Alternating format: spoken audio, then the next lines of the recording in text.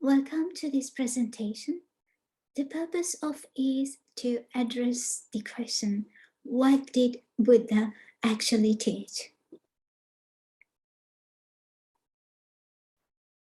Addressing this question is important because by understanding what did Buddha actually teach, one comes to understand his teachings in a way leading to awakening.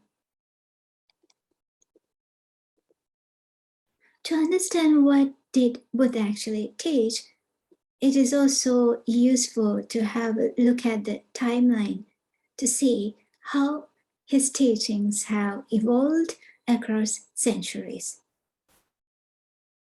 Based on existing evidence, what we know is that during the 5th century BCE, there lived the Shakyamuni Buddha, and his teachings were developed. During 269-231 BCE, during the time of King Ashoka, patron of Buddhism sends first Buddhists to Sri Lanka in the 3rd century. Later on, during 100 BCE to 100 CE, there is a rise of Mahayana Buddhism.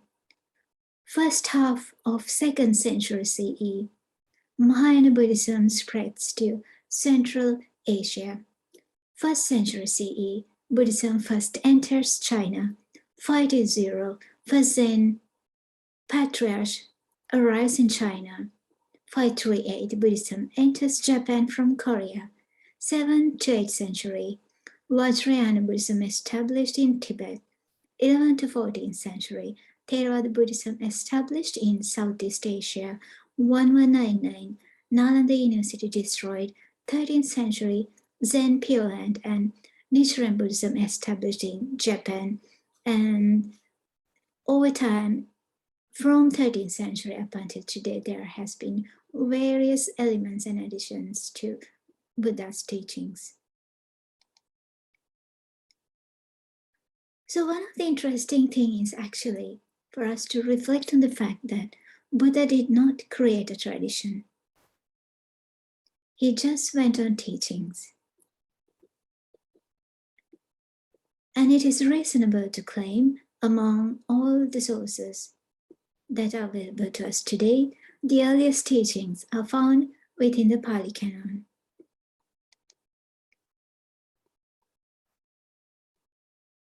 So if we were to look at Mahayana as a tradition, as you can see, I've taken various quotes from prominent scholars. So the goal of Mahayana's Bodhisattva path is complete Buddhahood. Mahayana theory contrasts this with the goal of the Theravada path, where the most common goal is individual arahatship by following Dhamma, the teachings of the Supreme Buddha. This brings us to the question, 1. If Mahayana as a tradition was a later development, how far can one justify that this tradition is actually what Buddha has taught? And the second question that emerges from it is, if the goal of Mahayana's Bodhisattva path is complete Buddhahood, what we know is that the appearance of Buddha is very rare. That means a Buddha might appear once in million years. So the path indicates to become a Buddha, it would take million years.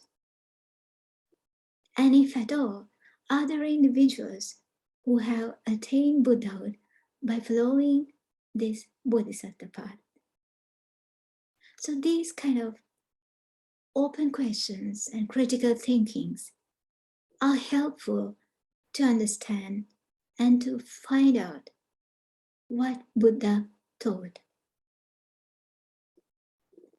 Then in another quotation I've taken here as shows, Shortly before the Common Era, they developed diverse doctrinal convictions and traditions of praxis coming from diverse Buddhist communities, mutually impacting on one another to eventually result in a distinct movement known as Mahayana. This doctrine came to significantly impact the Buddhological doctrines of all subsequent schools, in one form or another, including Yogacara. So this again needs to question or leads to the question, so if these schools or the traditions or the path and the training were developed by third parties who are not Buddha himself, so how far can one justify that these paths or these trainings are actually what Buddha taught himself?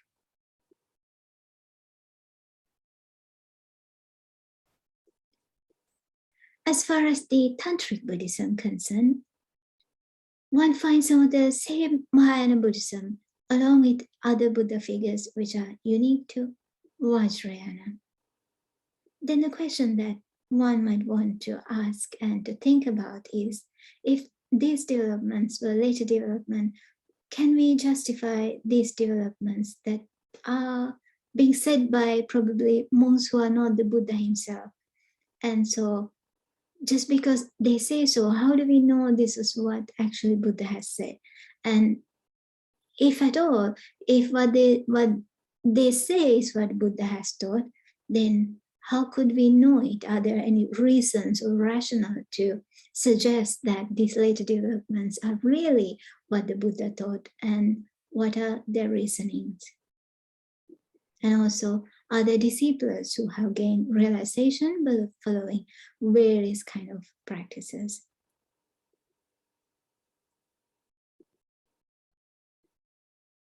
So once again, it is always for us important to remember that Buddha did not create a tradition. And we also see there are various kind of divisions within Theravada tradition.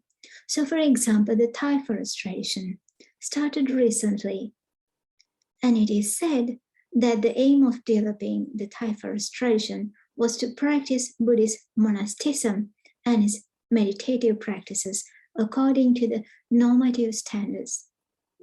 And this has been said by the founder of this tradition. And that leads to the next question, just because that it has been said that this practice is trying to follow the meditative practice, to how far one can justify that this new tradition is actually what Buddha has taught.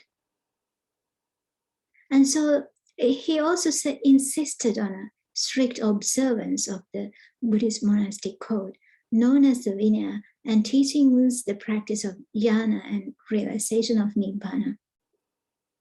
So this kind of open questioning and reflecting and how to find answers to these questions are essential for one to understand what Buddha has taught. And what we know here is actually any dispute about the monastic code is a minor matter. And the reason for this is this monastic code, or the kind of virtues, including precepts or the training rules, are important until one becomes a Sri Mentora. This is because once after one becomes a Sri Mentora, noble virtues becomes to replace this kind of other virtues, including precepts and training rules and monastic code.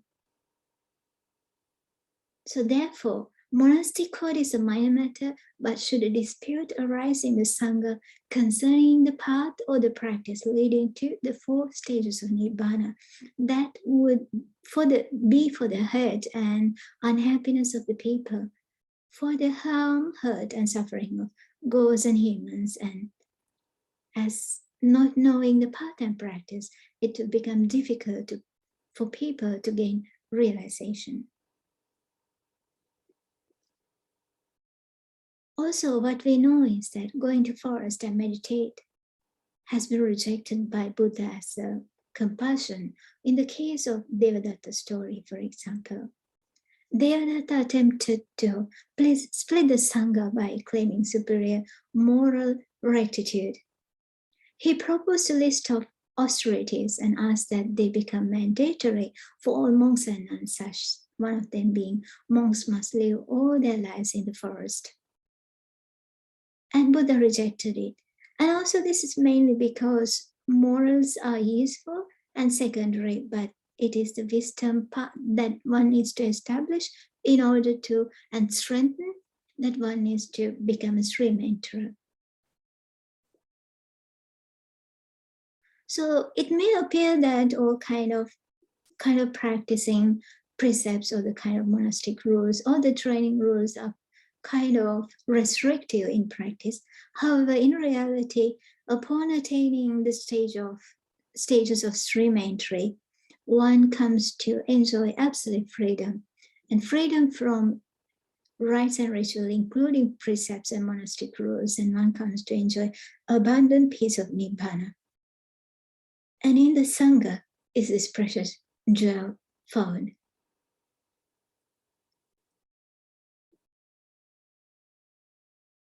If we were to think about more contemporary practice, such as the Vipassana movement, also called the insight meditation movement, refers to a branch of modern Burmese Theravada Buddhism, which promotes bare insights, giving rise to the more jhana-oriented mindfulness movement.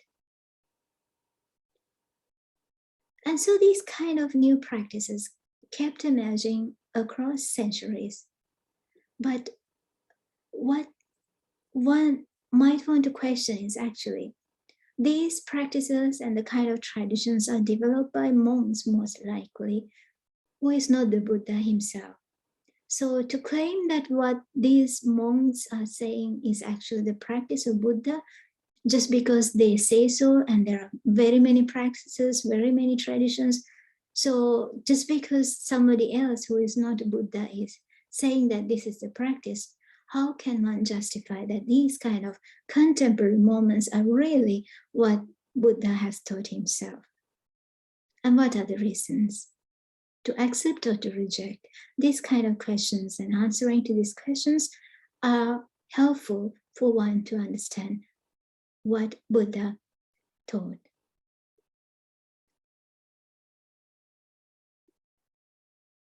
As we see in this quotation taken from Subha Sutta, it is impossible, student. It cannot happen that a fire could burn independent of fuel, such as grass or wood, except through supernormal power. So the point here is that quite secluded from sensual pleasures, secluded from unwholesome state, a bhikkhu enters upon and abides in the first jhana.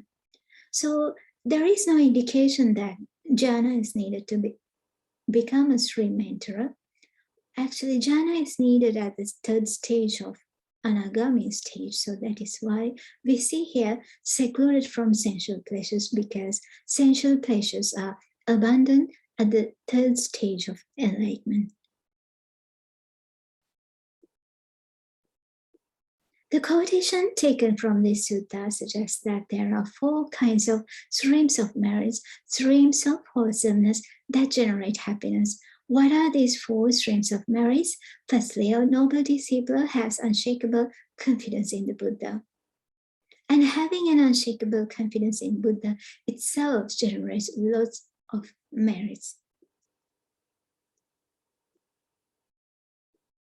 So having an unshakable confidence in Buddha, his teachings, and noble Sangha, one comes to generate merits, and in turn, these merits help one to receive human pleasures, divine pleasures, and also higher spiritual attainment, the liberations and enlightenment of the disciples of a Buddha, awakening of a private Buddha, the awakening of a fully enlightened Buddha.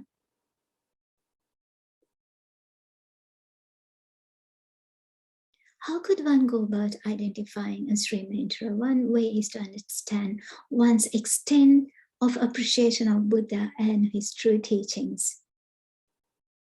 This is an indicator, and also purity in their behavior, which may be hard to understand as one may not get an opportunity to necessarily associate with them.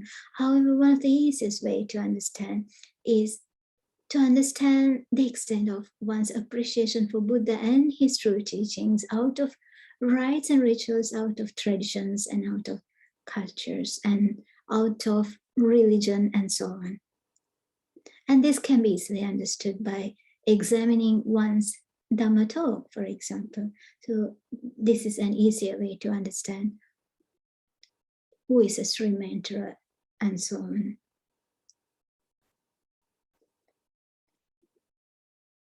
As this quotation suggests, one should associate with a person who has 10 qualities. And what are these 10? Right view, right thought, right speech, right action, right livelihood, right effort, right mindfulness, right immersion, right knowledge, and right freedom.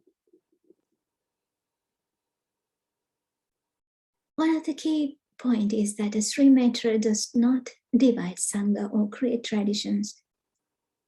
Also, a Sri Mentor accepts Buddha as the only teacher. So in other words, an indicator or another way to understand a Sri Mentor is to understand to what extent they accept Buddha as the only teacher. And this could be easily understandable by listening to someone's Dhamma talk or their conversations, as you see in these quotations.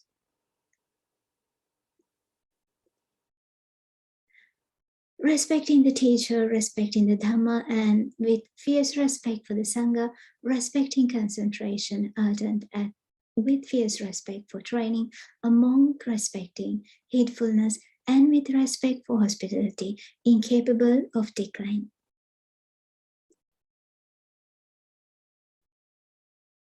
And this also brings us to the next point, that the kind of rites and rituals that are created at the society level are not applicable to noble disciples.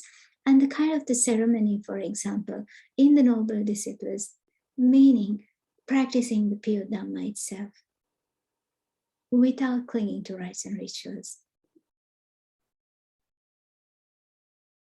And this also given the fact that the other factors, such as what one wears, where one resides, and these factors are not important. Buddha's teachings are open to anyone from any background, and it is just whoever has understood his teachings in the right way that rightly becomes a disciple or noble disciple of Buddha. As we see in this quotation, there are 6 kinds of lay happiness, and these happiness are sounds known by the ear, smell known by the nose, taste known by the tongue, touches known by the body, thoughts known by the mind, and so on.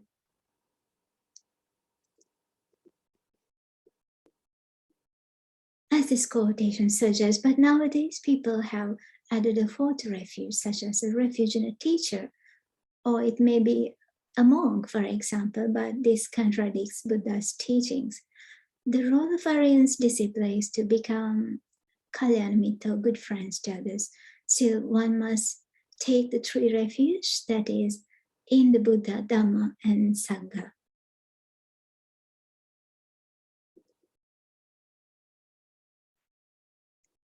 This can be illustrated by this quotation of a sutta. So there was an Arahant who taught very impressively, and one person asked to take refuge in him, and he refused.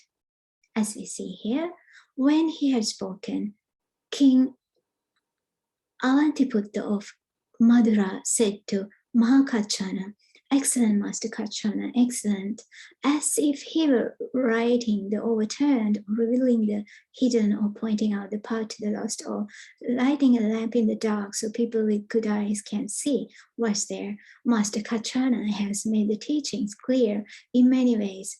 I go for refuge to Master Kachana, to the teaching, and to the mendicant Sangha. From this day forth, may Master Kachana remember me as a lay follower who has gone for refuge for life. Great King, don't go for refuge to me. You should go for refuge to that same blessed one to whom I have gone for refuge. But where is that blessed one at present, the perfected one, the fully awakened Buddha?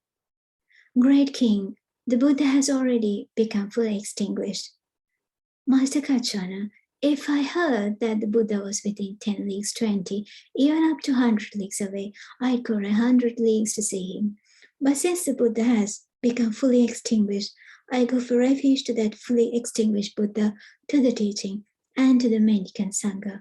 From this day forth, may Master Kachana remember me as a lay follower who has gone for refuge for life. And similar thing we can note in this sutta.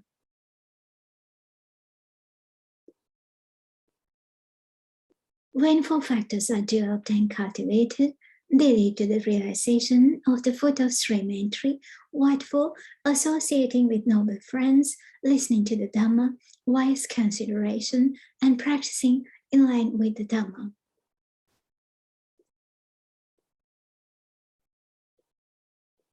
Let us have a look at this quotation. Staying at Savatthi monks, there was a time when the Dasarahas had a large drum called Samana.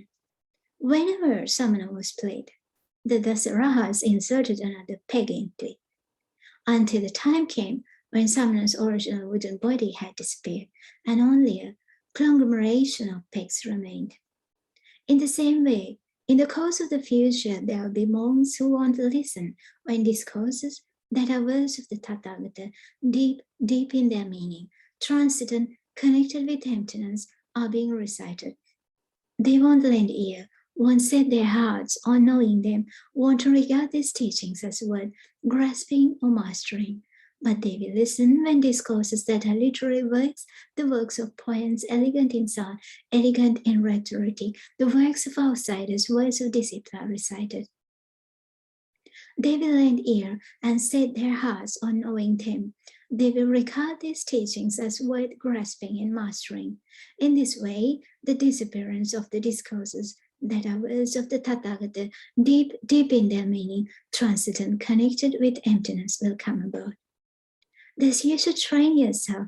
We will listen when discourses that are the words of the Tathagata, deep in their meaning, transcendent, connected with emptiness, are being recited.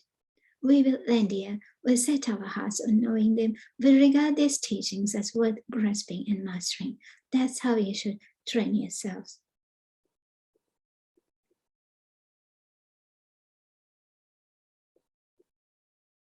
In this quotation sutta, you see now at the time of Sarkani, the Sakyan who has died, was proclaimed by the Blessed One to be a Srimana, not subject to rebirth, in a state of wu, a state of enlightenment. And there were people who could not believe it, and then they asked, Buddha, how could one become a Srimana, especially Sarkani, as he had the habit of drinking? So that also suggests that precepts, the kind of things are of course helpful and it is beneficial to practice them. But to bridge the gap between an ordinary person to become a noble person, one must develop wisdom. And by developing wisdom and wise reflection, one can develop right vision to become a Sri mentor, and then across the four stages of enlightenment, a person would naturally abandon all kind of bad habits and so on to naturally develop noble virtues. And in other words, that just means Buddha's teachings are open to people across all backgrounds. As they see, the leper Super Buddha could attain Sri Maitri just by hearing a discourse, and also in another case, Brahmin and his wife could attain Anagami fruition by hearing a discourse.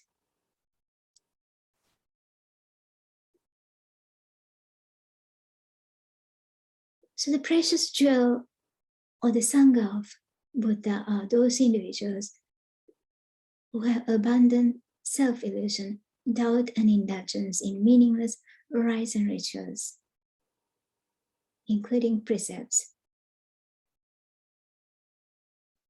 This is given the fact that a Sri mentor would abandon self-delusion, doubt, and indulgence in rites and ceremonies as ends in themselves.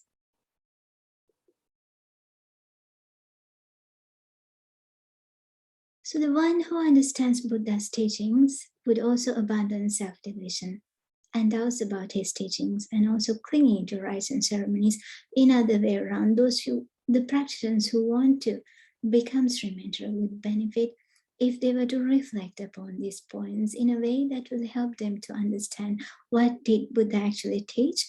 And also, it may be possible that before becoming a Sri Mentor, then one might just practice kind of traditions, but becoming a Sri Mentor, one would abandon any kind of tradition and schools and clinging into rite and ceremony. So this is the difference between an ordinary person and becoming into the level of Sri Mentor. So if a practitioner who genuinely want to attain Sri Mentor, awaken their mind, would benefit if they would openly think about this kind of Buddha's teachings with open-mindedness and with wise reflection to abandon first three fetters.